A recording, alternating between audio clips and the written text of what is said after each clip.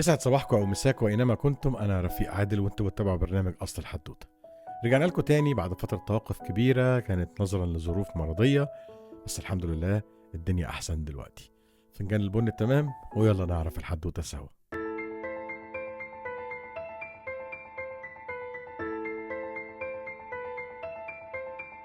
بستغرب جدا من الناس اللي مستغربة ان مصر تقدر تفرض ارادتها على امريكا في الجولة دي، وكأنه شيء غير عادي او استثنائي. اسمع مني الخلاصة عشان تبقى فاهم الموضوع صح. مش هخبي عليك ان دي المرة رقم 10 اللي مصر تقدر تفرض ارادتها على امريكا في جولات فاتت. فرضت مصر ارادتها على امريكا في مشروع الشرق الاوسط الكبير يوم ما خلعت الاخوان من الحكم اللي كان ضد الاراده الامريكيه. فرضت مصر ارادتها على امريكا للمره الثانيه يوم ما رفضت كل الاغراءات والضغوط لاقامه قواعد عسكريه على اراضيها عكس دول عربيه تانيه كتير.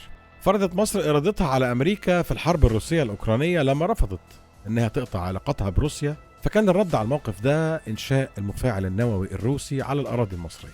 فرضت مصر ارادتها على امريكا كمان يوم ما اسست شراكه استراتيجيه مع الصين في منطقه قناه السويس اللي بيه بقت قناة السويس محور طريق الحرير الصيني الجديد. وفرضت مصر إرادتها على أمريكا يوم ما رفضت تقسيم الدول العربية المجاورة زي ليبيا والسودان، ويوم ما دعمت الجيوش العربية هناك. فرضت مصر إرادتها على أمريكا بجعل القاهرة مقر منتدى غاز شرق المتوسط والمركز الإقليمي لتسييل وتداول الطاقة في المنطقة.